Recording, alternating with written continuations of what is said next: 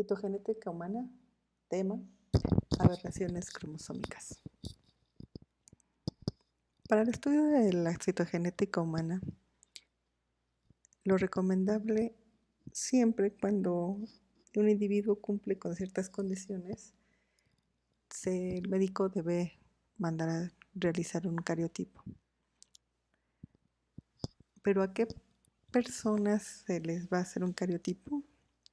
Bueno, los individuos deberán contar con ciertas características, como son las malformaciones congénitas múltiples, el retraso mental, fallo en el crecimiento, sospecha de anomalías cromosómicas, parejas con pérdidas múltiples durante la gestación, mujeres con corta estatura o amenorrea primaria, varones con infertilidad y pacientes con genitales ambiguos o con enfermedades hematológicas.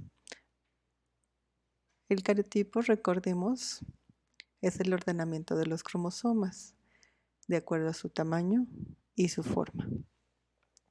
Obviamente aquí nosotros nos apoyamos para la técnica de bandeo para determinar cuáles son los cromosomas homólogos. Y así por determinar el número de cromosomas, los cromosomas que les denominamos los gonosomas y el emparejamiento de cada uno de los pares. ¿Por qué se estudia la citogenética? Es importante en la medicina ya que las anomalías cromosómicas son frecuentes. Aproximadamente 1 de cada 160 recién nacidos o alrededor de 50 abortos espontáneos en primer trimestre son o tienen aberraciones cromosómicas o anomalías cromosómicas. Aproximadamente el 2% de los embarazos en mujeres mayores de 35 años, los productos tienen anomalías cromosómicas. Una anomalía cromosómica se define como constitutiva cuando la dotación de cromosomas extra o faltantes son al nacer o si ya se tienen al nacer. Y es adquirida cuando la enfermedad, que puede ser derivada de enfermedades hematológicas o tumores sólidos.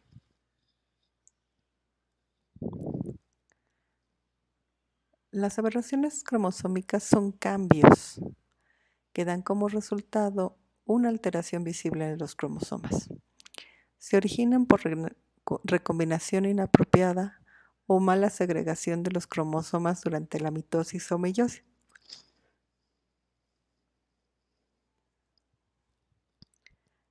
Las aberraciones cromosómicas las podemos clasificar en dos principales tipos. Las aberraciones numéricas y las aberraciones estructurales. Para las aberraciones estructurales nosotros las vamos a clasificar en duplicación, deleción, inserción, inversión, translocación simple, translocación robertsoniana, cromosomas en anillo, isocromosomas, cromosomas discéntricos, etcétera, etcétera, etcétera. Hay una gran clasificación de aberraciones cromosómicas y nosotros en este curso vamos a ver exclusivamente las que son más comunes. Para las aberraciones de tipo numérico, nosotros tenemos a las euploidías y a las aneuploidías. Esa es la clasificación general de las aberraciones cromosómicas de tipo numérico.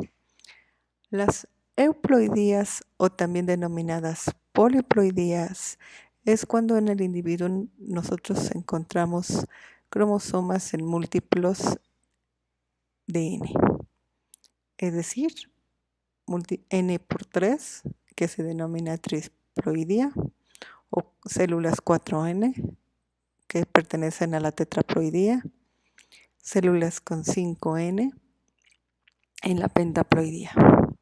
Para el caso de las aneuploidías, se refiere a la ganancia y pérdidas de cromosomas o solo un cromosoma. y entonces el número total de cromosomas en una célula diploide será diferente al 2n, o en gametos será diferente al n.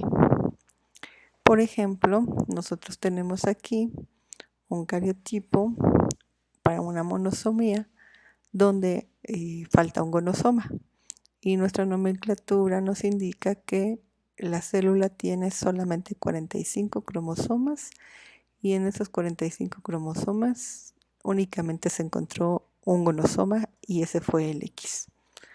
Asimismo, aquí observamos que las células tienen 47 cromosomas, es decir, hay ganancia de un cromosoma, y el cromosoma que se ha ganado es el cromosoma 21. En el siguiente tenemos una ganancia de un cromosoma y es el 18. En el siguiente es el 13, el que se ha ganado.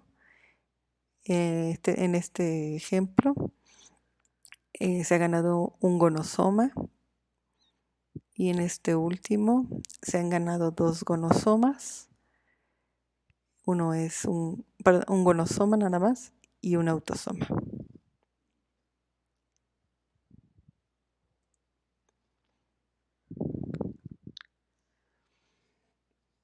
Las euploidías se refiere a la presencia de uno o más juegos completos de cromosomas. También dijimos que se les conoce como poliploidías. Dentro de las poliploidías más comunes tenemos a las triploidías como las principales, y posteriormente ahí nos podemos continuar con tetraploidías, pentaploidías, hexaploidías, heptaploidías y así sucesivamente. ¿Cuál es el origen de las poliploidías? Para nosotros poder entender cualquier poliploidía, nos basamos en lo que ocurre en una triploidía. La triploidía tiene como total un conjunto de 69 cromosomas dentro de una célula cuando se realiza el cariotipo. La incidencia es muy infrecuente, es decir, una triploidía no es muy frecuente. Sin embargo, es la tercera aberración cromosómica más común, por así decirlo. No es frecuente, pero sería la más común, y es seguida de las aneuploidías. Las aneuploidías más frecuentes son las trisomías y las monosomías. En el caso de que un producto del embarazo tenga una triploidía, normalmente estos se pierden por aborto espontáneo en el primer trimestre. Sin embargo, si algún producto llega a término del embarazo, entonces se ha observado que estos productos tienen malformaciones cerebrales, defectos oculares, enfermedades cardíacas congénitas, anomalías genitales, sindactilia de los 3 o 4 dedos como una de las características más comunes. En su etiología, la mayoría de los casos, el juego de cromosomas extra procede del padre. Sin embargo, se ha observado que la edad materna es muy importante y también es un factor importante de riesgo para el fenómeno de las triploidías. ¿Cuál es el origen de las triploidías? Bueno, nosotros podemos estudiar los 3 mecanismos por los cuales se puede obtener una triploidía. Así. El primer fenómeno es la diginia, en el cual el óvulo, es decir, es de origen materno, el ovocito es el que tiene una carga de cromosomas anormal. Este ovocito normalmente no va a realizar la segunda meiosis, la separación de los cromosomas. Después de la fecundación, recordemos que nuestro ovocito está detenido en la metafase, la metafase 2, y entonces posterior a la fecundación no se realiza la separación de los cromosomas para que se forme el siguiente cuerpo polar, y estos cromosomas, la doble carga de cromosomas se queda en el ovocito, y entonces viene la fecundación, se gana un 1N, es decir, un juego completo de cromosomas. Entonces finalmente nosotros tenemos aquí en nuestra célula entonces nos queda 2N, el esperma nos queda también, este es 1N, entonces la unión de estos nos va a dar un producto 3N, es decir, una triploidía, y entonces dependiendo de cuál eh, carga genética tenga el esperma, ya sea 23X o 23Y, pues va a ser la carga final que va a tener el producto de fecundación. Y entonces aquí en la nomenclatura de nuestra triploidía, nosotros tenemos que nuestro producto en todas sus células va a tener 69 cromosomas, y en esos 69 cromosomas va a estar incluido los gonosomas, en este caso XXX, porque fecundó un esperma con carga gonosómica X, o 69,XXY, ya sea porque el esperma que fecundó tenía el gonosoma Y. Si ustedes se dan cuenta en la nomenclatura, y estamos aprendiendo no solo los mecanismos, sino también nomenclatura, cuando se hace un cariotipo, nosotros nos vamos a dar cuenta que, voy a regresar un poquito, que nosotros tenemos aquí ordenados nuestros cromosomas, y lo que siempre les he dicho en clase, los vamos contando. Entonces, bueno, nosotros esperamos que una persona pues tenga 46 cromosomas. Y esos 46 cromosomas son los que reportamos, pero en este caso lo que tenemos es que en la célula encontramos 69 cromosomas. Entonces para esto nosotros vamos a poner el número de cromosomas que se encontraron, seguido de una coma, y posteriormente la carga de los gonosomas, la totalidad. Nuestro segundo mecanismo a estudiar es la diandria, en la cual el ovocito sí va a realizar su la segunda división meiótica, y el esperma es el que es anormal. El esperma tiene doble carga, entonces es de origen paterno. Nuestra doble carga cromosómica al entrar al ovocito nos da entonces otra vez un producto 3N. Entonces aquí en este caso el ovocito es el que tiene 1N, y el esperma es el que nos va a dar 2 juegos de cromosomas. Recuerden que el N se refiere a los juegos de cromosomas, a un juego de cromosomas que va a tener la célula. Entonces aquí el ovocito tiene solamente un juego de cromosomas y el esperma tiene 2. El juego de cromosomas está compuesto por 23 cromosomas.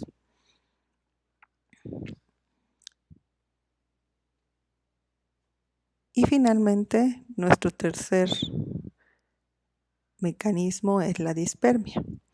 La dispermia, como ustedes ya saben, porque lo vieron en embriología, consiste en la fecundación de 2 espermas. Estos ingresan al ovocito por errores que pudieran ser paternos, en donde las enzimas acrosomales no realizan la función, es decir, de la inducción de la reacción acrosomal para cambiar la estructura de carbohidratos que tiene nuestra zona pelúcida y evitar que entren muchos cromosomas. Entonces ese puede un error. Y también podría haber un error materno por la zona pelúcida, que es, recuerden, ya se los dije, es un arreglo de carbohidratos y proteínas que se tiene aquí recubriendo el ovocito. Entonces, una vez que entran dos espermas, pues independientemente de que nuestro óvulo es 1N, en este caso el esperma es 1N, pero al entrar dos, pues nuestra suma termina en 3N. Entonces, dependiendo de la carga cromosómica que traiga cada uno de los espermas, pues va a depender aquí el resultado final. El ovocito siempre va a tener carga 23X, pero los espermas pueden tener carga 23X o 23Y. Y entonces ya de aquí nosotros tenemos que el producto puede ser 69XXY o 69XXX, y aquí nos falta un tercer posible cariotipo o resultado, que sería el 69XYY. En caso de que los espermas, ambos los que ingresaron o que fecundaron, tuvieran carga Y. Continuando con el tema de las triploidías, vamos a ver que cuando se hace un cariotipo, nosotros podemos observar que cada una de las cromosomas que se acomodan en el cariograma, nosotros los vamos acomodando y nosotros vamos a observar que hay 3 cromosomas en cada uno de los grupos. Por lo tanto, en el reporte, nuestras células analizadas son 3N y la nomenclatura para este cariotipo será 69, porque corresponde a los 69 cromosomas que se encontraron, seguido de una coma, y luego se colocan los gonosomas, que en este caso son X, X y Y. Entonces se coloca X, X, Y. Por la manera en la que se han organizado, siempre se van a colocar los X y después los Y. En el caso de las tetraploidías, donde nuestras células son 4N, cada uno de los grupos y cada uno de los juegos de cromosomas tenemos 4, entonces así todos hasta los gonosomas. Entonces nuestra célula analizada es 4N y el reporte se coloca el número de cromosomas, que en este caso son 92, seguido de una coma, y después todos los gonosomas, que para este caso son 4 gonosomas X. Dentro de la clasificación de las aberraciones cromosómicas de tipo numérico tenemos a la segunda, que es la aneuploidía. En la aneuploidía nosotros podemos encontrar uno o más cromosomas que sobran o faltan en una célula. Los mecanismos por los cuales ocurre la generación de las aneuploidías es el fenómeno de no disyunción, el cual consiste en la no separación de los cromosomas apareados en anafase de meiosis 1 o meiosis 2 y en el rezago anafásico. Por lo tanto, para las aneuploidías nosotros podemos tener cromosomas que faltan, como es en el caso aquí de este ejemplo de una monosomía del cromosoma 3, y este otro ejemplo en donde sobra un cromosoma, es decir, tenemos 47 cromosomas donde se tiene un cromosoma extra.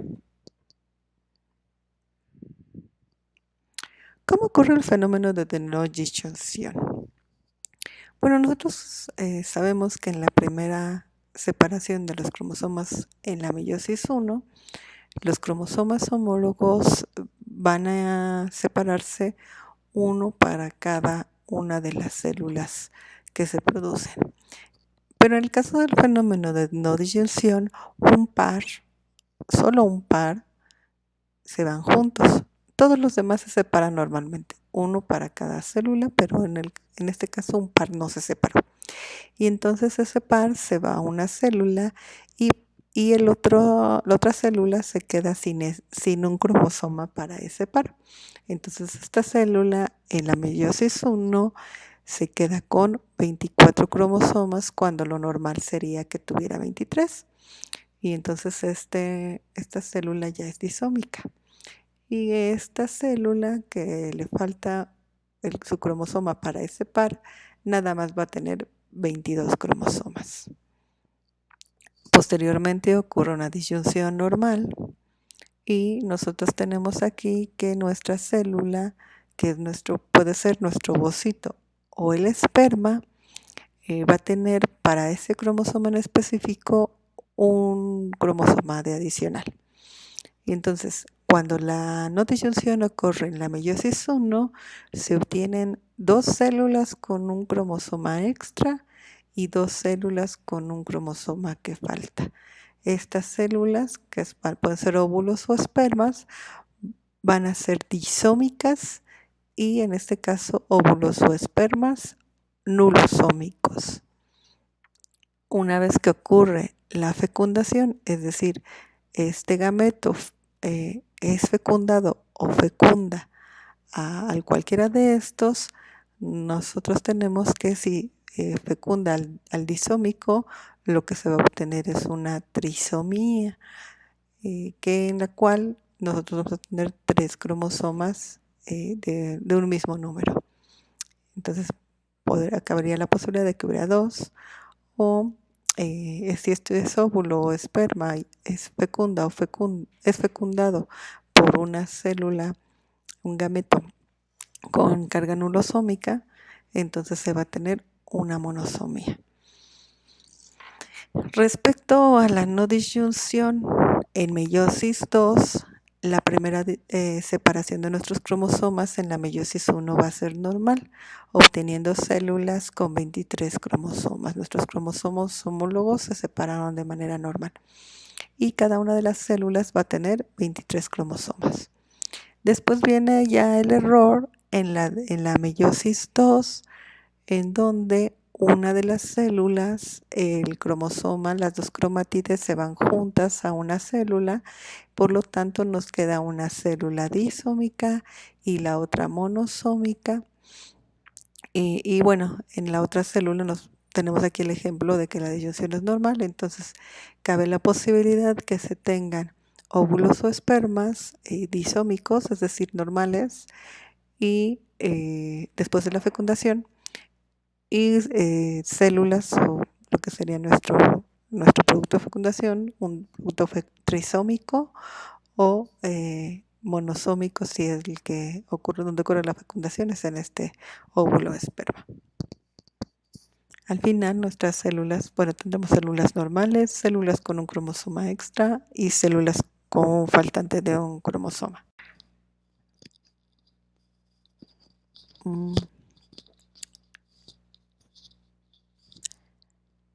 Para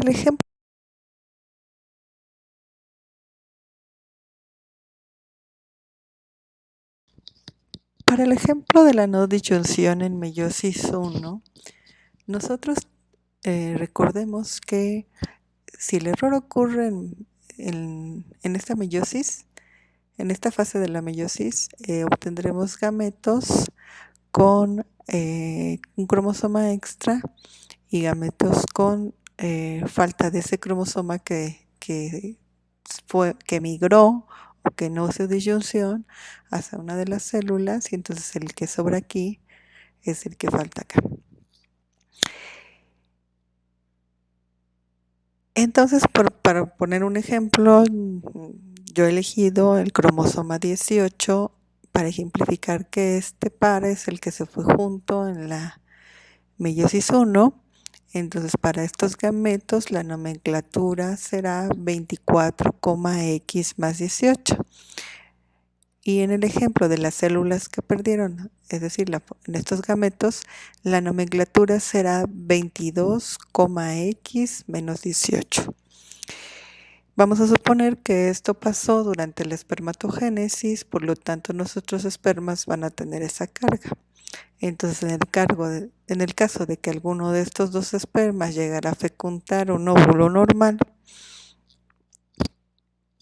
nosotros tenemos como resultado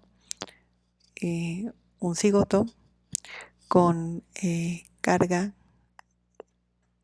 47XX más 18, ya que el cromosoma que tenemos extra es el 18, que es este, y que sería el equivalente a este. Este es el que se ganó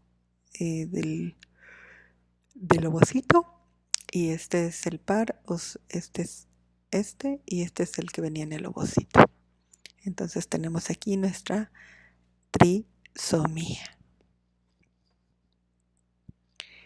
Ahora, en el caso de los espermas que son nulosómicos, es decir, que les falta el cromosoma 18, cuando llegan a fecundar un ovocito normal, nosotros tenemos como resultado nuestro producto de fecundación con una monosomía, porque solamente hay un cromosoma para el par 18, cuando todos los demás están en pares completos, aquí solamente hay uno, y entonces la nomenclatura va a ser 45,XY menos 18. Cabe destacar que para este producto de fecundación, el síndrome que se verá si el producto llega a término es el síndrome de Edwards, mientras que para este producto no es viable ni es compatible con la vida, por lo cual podría ser abortado en el primer trimestre postfecundación.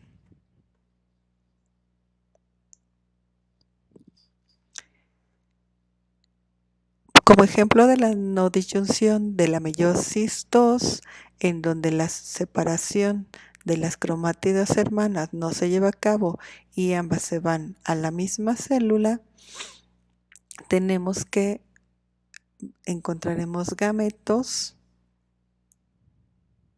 con carga 24XX para los que ganaron el cromosoma y 24X0 para los que lo perdieron. Entonces, en este ejemplo, el gonosoma que no hizo disyunción, que hizo no disyunción, es decir, que se fueron juntos, fue el cromosoma X. Entonces, aquí este par es el cromosoma X, es el que nos está representando. Entonces, este se perdió en esta célula y tenemos una célula que gana, una que pierde.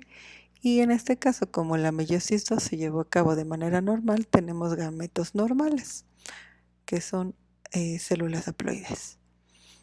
Entonces vamos a suponer que esta célula es un ovocito y este ovocito es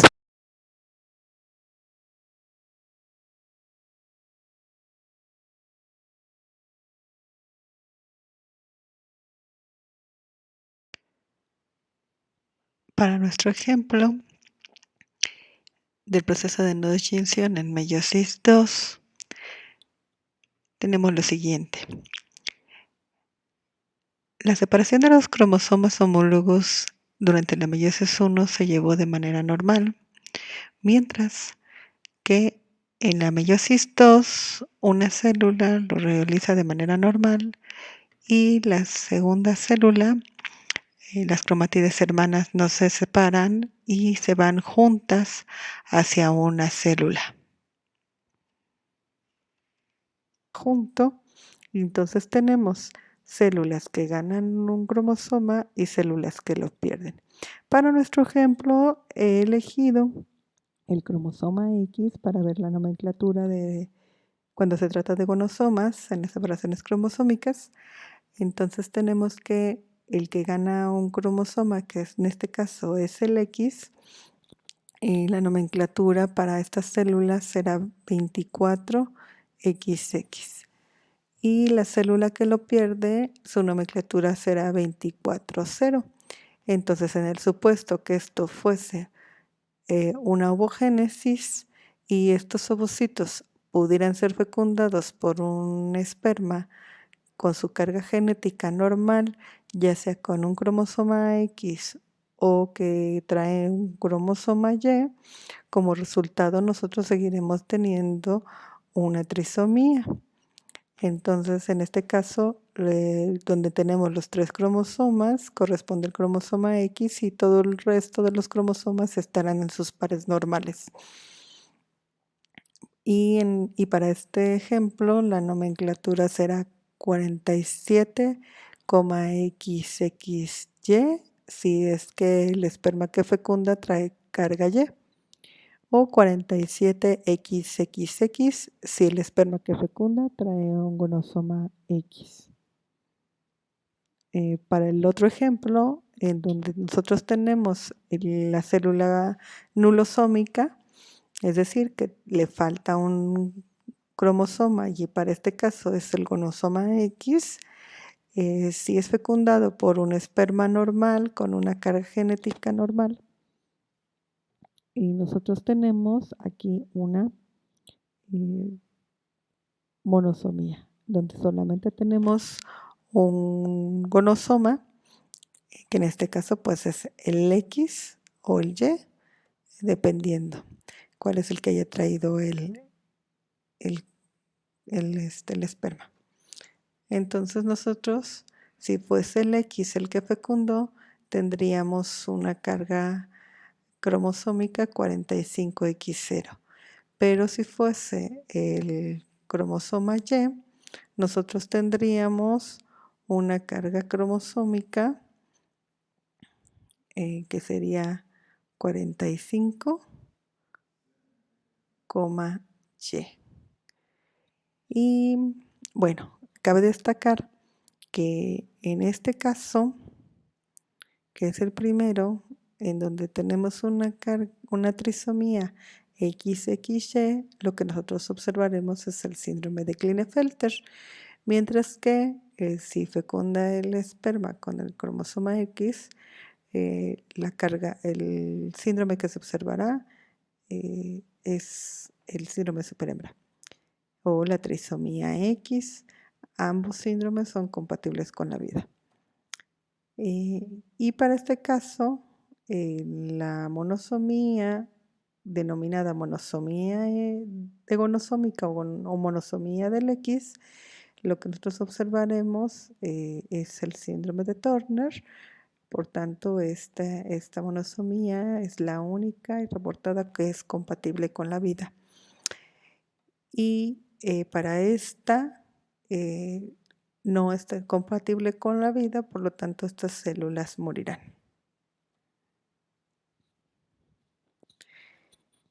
El otro forma o el otro mecanismo para obtener aberraciones cromosómicas de tipo numérico que pertenecen a las aneuploidías es el rezago anafásico. ¿En qué consiste el rezago anafásico? Bueno, este mecanismo nos explica que un cromosoma se pierde porque hay un error en la separación de las cromátides y es más bien este cromosoma se queda atrasado o rezagado y no se lleva al fin a la telofase y se queda suspendido en citoplasma. Entonces estos cromosomas, si son llevados al polo y se queda aquí en citoplasma, no entra a núcleo y es destruido de manera enzimática. Así pues, después de la de la meiosis, que en este caso es la meiosis 1, donde se perdió ese cromosoma, pues bueno, nuestra célula termina su meiosis en telofase. Durante la citocinesis ese cromosoma se pierde y después esta célula va a entrar a la meiosis 2, y en el supuesto caso que esta célula entre en la meiosis 2, pues obtendrán dos células con carga de 22 cromosomas, porque se perdió este cromosoma, y que para el ejemplo, pues bueno, nos faltó el gonosoma. Si fuese ovogénesis, pues nos faltó un gonosoma X, y si fuese espermatogénesis, nos faltaría el gonosoma X o el gonosoma Y. Entonces, en este caso yo elegí que fuesen óvulos, ovocitos más bien, y estos fuesen, para nuestro ejemplo, fecundados por un esperma, y bueno, en este caso elegí que el esperma tuviese carga X, pero pudo haber sido Y. Y entonces lo que nosotros tenemos es que son aquí nosotros observamos es una monosomía del X, porque este X que se perdió, esta célula no lo tiene, y entonces aquí solamente aporta un X y solamente tenemos un gonosoma. Por lo tanto, nuestra célula, nuestro cigoto, tendrá carga cromosómica 45,X. Para la siguiente célula yo puse un esperma que tuviese carga Y, y mismo caso, aquí lo que vemos es la monosomía gonosómica, y como ya mencioné anteriormente, la monosomía del Y no es compatible con la vida, por lo tanto este producto va a morir, la célula va a morir. Y en el caso de este proyecto, nosotros los que estamos observando es que si este llega a término, porque también podría ser abortado en el primer trimestre, pero si llegara a término en el embarazo, lo que vamos a observar es el síndrome de Turner. El síndrome de Turner es el síndrome más común en cuanto hablando a las monosomías, y es el que tiene mayor incidencia de abortos espontáneos.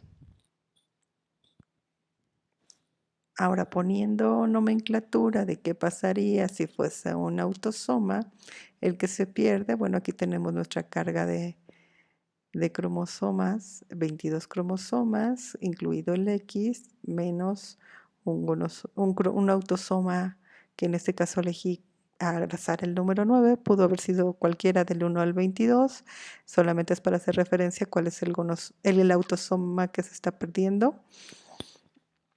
Y bueno, si es fecundado por un esperma normal, nuestra carga genética para el cigoto será 45,XX menos 9.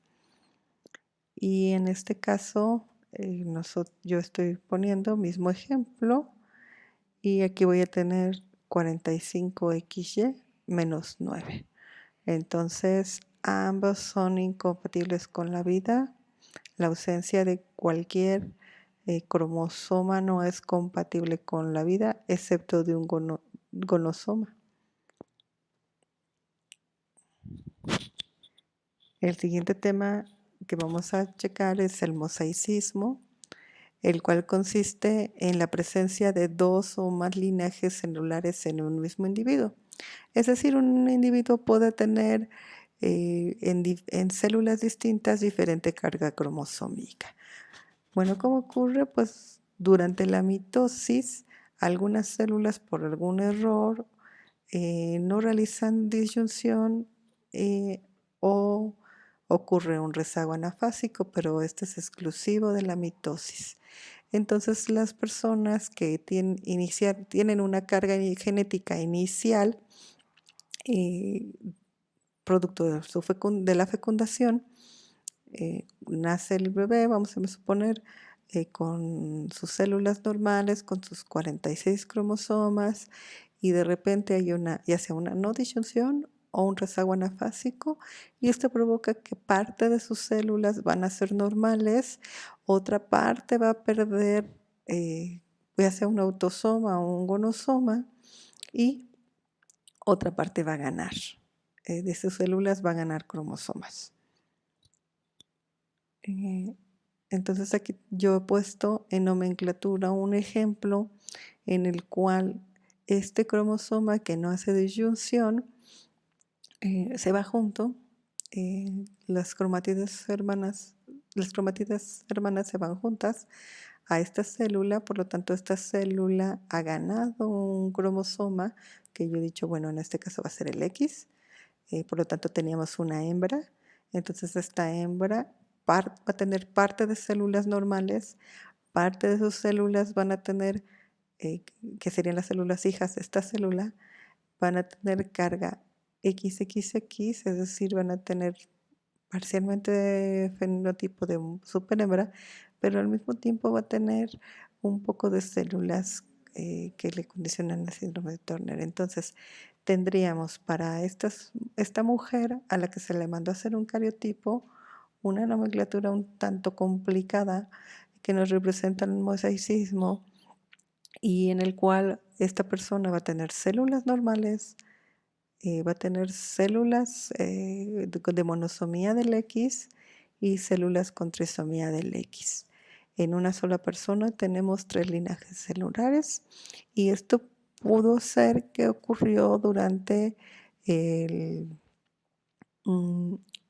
durante el periodo embrionario temprano para que tenga un número importante de células y podamos mostrar un fenotipo. ¿De qué depende que nosotros podamos ver el fenotipo de una persona, por ejemplo, con síndrome de Down? Que tenga células normales y células con trisomía. Bueno, va a depender de la cantidad de células con la carga anormal. Si, por ejemplo, nosotros encontramos que solamente en algún tejido, por ejemplo, en piel, tenemos este tipo de células y no sé, por ejemplo, en